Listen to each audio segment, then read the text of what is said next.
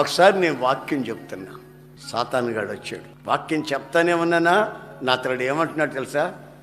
బ్రహ్మాండంగా చెప్తున్నా వాక్యం, నీకంటే బ్రహ్మాండంగా నేను చెప్తానన్నాడు. నిజమే, యేసు ప్రభువుకే వాడు రెఫరెన్సులు చెప్పి వాక్యం చెప్పాడు. వాడు తక్కువడు కాదు. పాట పాడాననుకో, పోజులుగా పాడాననుకో, ఓరి నీ పోజులు నాకు తెలుసులేరా,